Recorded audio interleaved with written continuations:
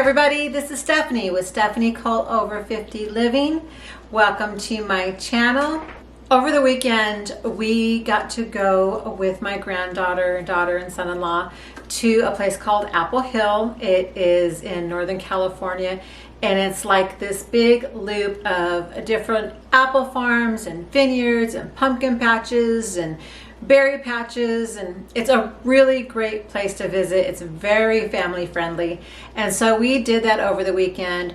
So it got me in the mood to make another apple dessert. So today I'm going to be making a brown sugar apple cookie. They're chewy, they are so good, and they have all the fall flavors.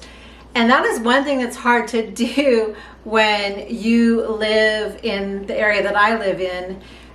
It's still getting to 90 degrees and the foliage is starting to turn, but by no means are we in full fall yet. This is not sweater weather, as you can tell. I'm in just something that will keep me nice and cool. We're still running the air conditioning.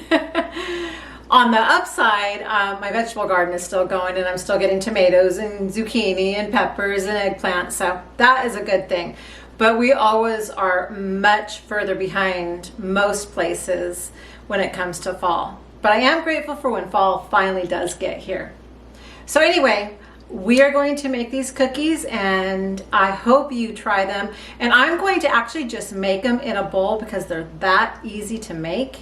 So let's get started. The first thing we're going to do is to prep the apple.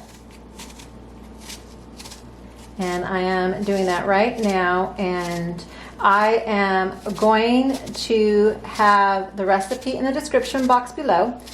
It is a great recipe, but I do highly recommend that you use parchment paper instead of greasing your cookie sheet, because this is kind of a chewy cookie, and the extra butter makes it a bit sticky, but it's well worth it.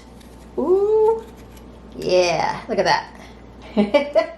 One whole one. I always try to do that. The other thing that I suggest you do when cutting the apple is to make them fairly small so that they have time to cook while you're making your cookie instead of having them a little bit too hard.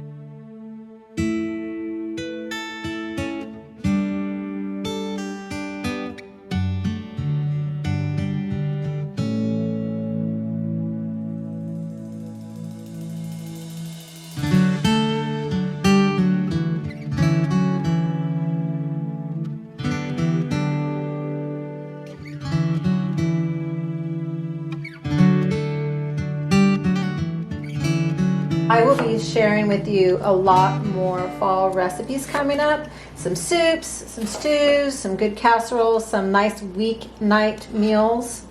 So now that our apple's prepped, I am going to go ahead and start putting everything in the bowl, and I will share that with you now. Okay, so to a bowl, I'm going to add 1 stick, which is a half a cup of unsalted butter. Next, I'm going to add 1 egg, 1 cup of firmly packed brown sugar, and 1 teaspoon of vanilla extract, which I just did a little bit more, but that's okay. And then I'm just going to mix this. And I like using a serving fork. I like it better than a whisk. I don't know why, but I do.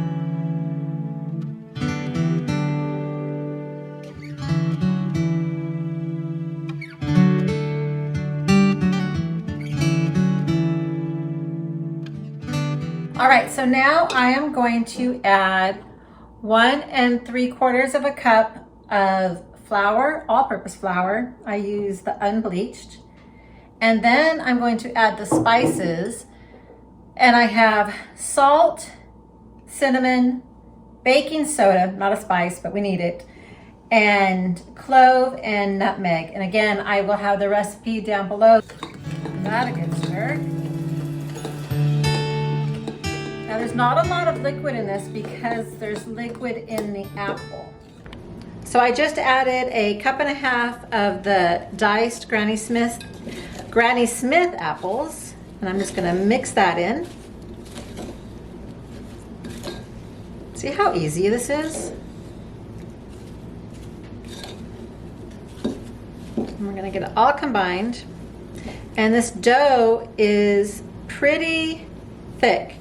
It doesn't have a lot of liquid to it, so don't be surprised. I have my cookie sheet.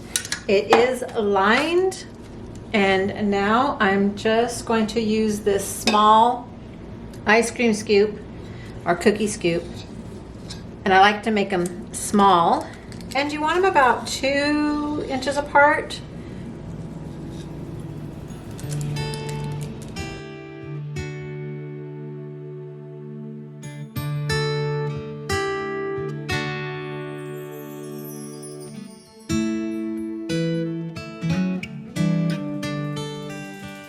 We're going to bake these at 375 for 9 to 12 minutes, depending on your oven.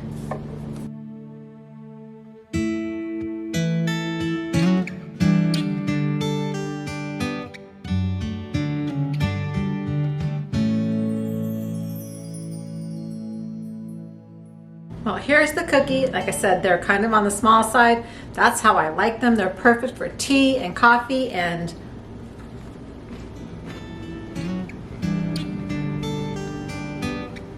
they're so good. If you like these kind of videos, please give me a thumbs up and subscribe. And next time I am going to be doing something that is savory. Thank you for watching. Bye.